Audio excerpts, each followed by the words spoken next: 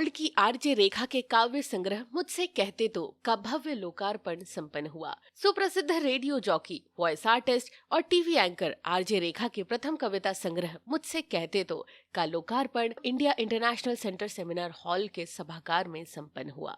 अद्भुत मौका है। 1, 2, 3, yeah!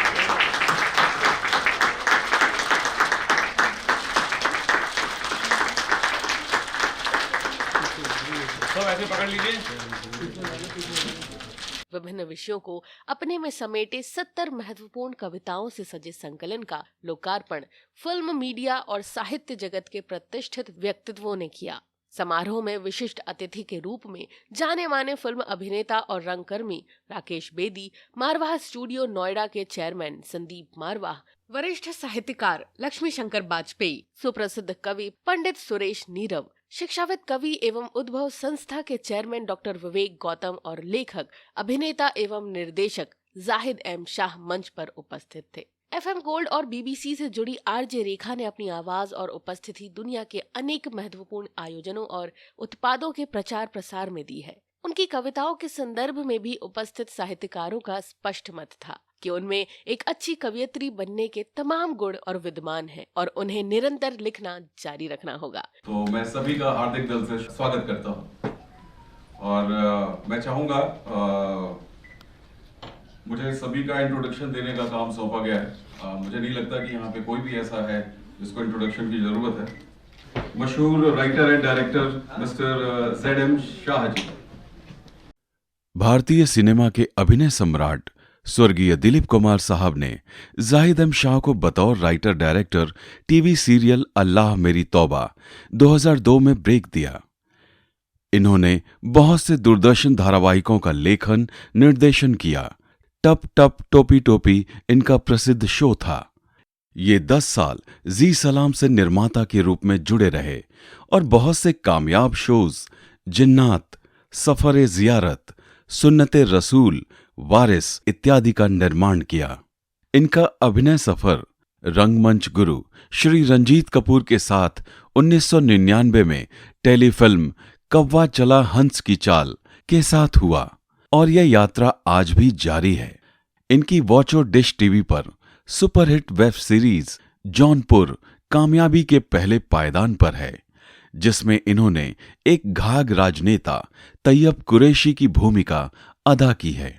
इनकी एक और वेब सीरीज स्क्रैप रिलीज के लिए तैयार है, जिसमें ये बाबा नीरेश्वर की सशक्त भूमिका में नजर आएंगे। इनका मानना है कि सिनेमा साधना का दूसरा नाम है। तो मैं चाहूँगा सर आप कुछ 2 शब्द कहेंगे। नमस्कार। सबसे पहले तो रेखा जी को बहुत बहुत बधाई और उनका धन्यवाद मैं इसलिए करूंगा कि उन्होंने मुझे यहाँ इस प्रोग्राम में शिरकत करने के लिए आमंत्रित किया। मैं चंद शब्द ही कहूँगा कि क्योंकि मैं भी लेखन क्षेत्र से ही हूँ, लिखता हूँ, तो जब हमने अपनी लिखने की शुरुआत की थी तो रंजीत कपूर साहब मेरे उस्ताद जो बहुत बड़े ड्रामाकार हैं, जब मैं उनके पास गया तो उनसे मैंने कहा कि मैं लिखना चाहता हूँ तो क्या लिखूं, तो उन्होंने कहा था कि ये सोचो कि क्या नहीं लिखना, क्या बात, फिर उसके बाद जो लिखोगे वो तुम्हारी लेखनी होगी। फिर एक संगत हुई दिलीप कुमार साहब जो अभिनय सम्राट, वो भी मेरे उस्तादों में रहे, तो उन्होंने एक बार एक जिक्र किया था कि भाई एक काम कीजिएगा कि कहानी वो होती है जो 3 मिनट में समा बांध दे और वो 3 घंटे आपको सुनने के लिए मजबूर कर दे, तो वो कहानी है। आप कहानी सुनाते रहिए, कोई फायदा नहीं। और एक हमारे उस्ताद हैं, वो जो मैं अपने आप ही को मानता हूँ, उन्होंने मुझे बताया था कि लगे साहब कि साहित्य शीरा के ऊपर एक रेखा खींचना जो मैं आज तक नहीं खींच पाया, हालांकि आरजे रेखा ने खींच दी। तो ये जो है, अब आप सीनियरिटी बेसिस पे कह लीजिए तो हम इनसे थोड़े से बड़े हैं, लेकिन अब ये है कि अगर हम साहित्य की बात करें तो इनका कद हमसे बहुत बड़ा है इस वक्त, क्योंकि इनकी किताब है मार्केट में, तो हमारी किताब नहीं है।